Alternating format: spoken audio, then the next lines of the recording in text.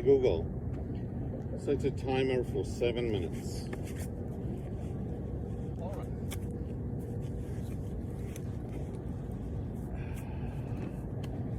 All right, is it working? Yeah.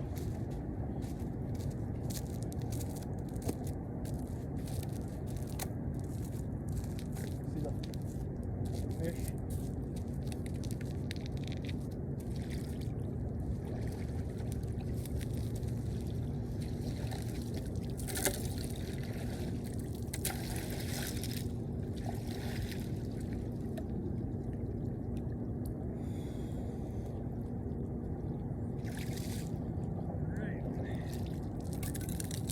Okay, here we go.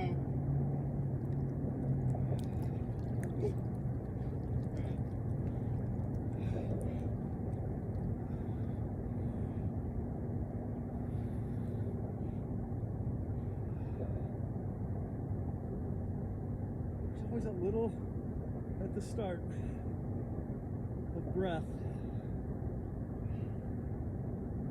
No wind at all.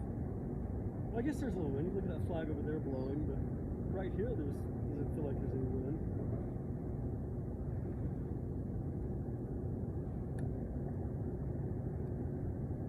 So, on the subject of poker,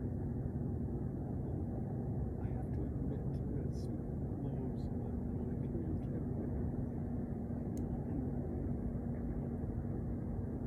there's a few that I love to like. So maybe I could get you could get a couple, we could get like 6 total. 6 minutes. Yeah. Yeah. That works. So if you can bring 2, I'll bring 2. Okay. I'll bring Steven. And we'll see something.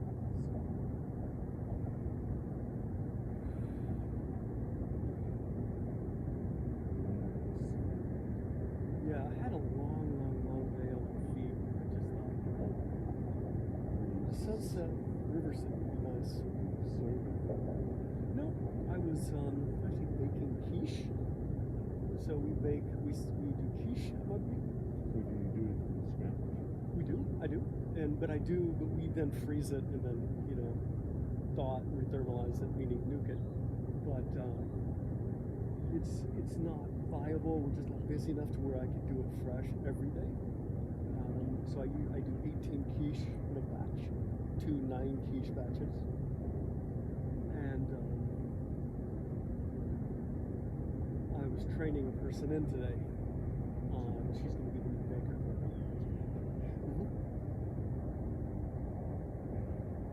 then I had a couple meetings, and there's a church over by me, that big church right there by the roundabout near my neighborhood, Pleasant Valley Church.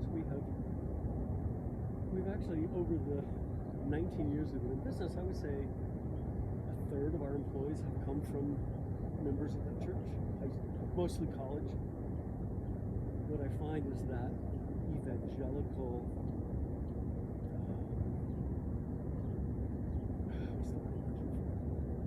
personality works really well in a coffee shop because they're very outgoing, they're very engaging. So tell me about your family.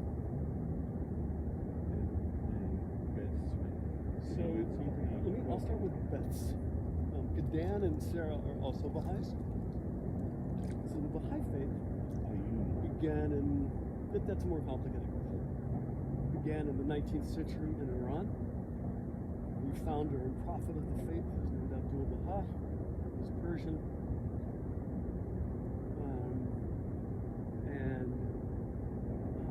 The idea, the main tenet of the faith is that as humanity is ready for the next step forward in its spiritual development, a new prophet will come in the long line of Abraham, of David, of Jesus, of Muhammad, of Baha'u'llah. And that these are all, it's all a linear, really a one faith, just in a linear progression. in that, they don't, while Baha'is believe that the Baha'i teachings are the most recent, release, from software release from God. If you're still using, a 486, you're not damned or doomed. And that has, of course, they feel like Baha'u'llah is the 12th Imam. He's that next manifestation that Muslims are waiting for, just as Jesus was the next manifestation the Jews were waiting for. And so that has caused the Baha'is in Iran, especially, a lot of issues because they are persecuted heavily over there, violently. So Beth's parents became Baha'i. She was raised as one. Dan's parents were Baha'i. He was raised as one. I was raised in a non-denominational Protestant upbringing down in Georgia. Heavy on the hallelujahs. And really had almost no exposure at all to anybody who wasn't. Catholics were just, an unusual species. I never even met a Lutheran, as far as I knew, until I moved out of moved out of Georgia. So, Beth has always, I've always been very supportive. I've gone to, I go to all the Baha'i things, and Is there a lot of Baha'i friends? No, there's very few Baha'is in this town. Whereas out west, every little town's got 10 or 12. There is they have what they call houses of worship, or temples, one on each continent. Is it already ringing?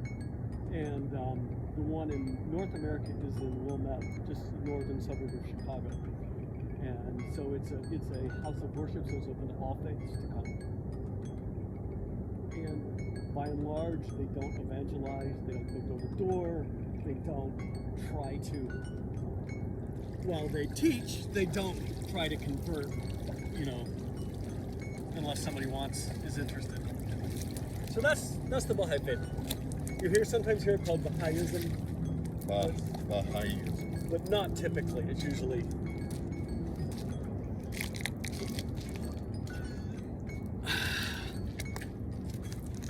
So, usually in Dan's video, I have to watch him dry off and get dressed. So, Dan, you're going to have to watch me dry off and get dressed. It's really quite a beautiful day, just Stefan and me down here. The sun just set maybe 10 minutes ago. I mean, literally just as we got in, the last of the sun went down behind the bluff. Very little wind. It's right about freezing. As you can see, we have no snow really at all. And just this 30 or 40 feet of ice is all we have. Next week, it's supposed to rain, get to about 50 degrees on Tuesday, even though the lows are going to be below freezing. So we'll see what that does to the river level and if it breaks the ice up or not. So that's my story, man. I'm sticking to it.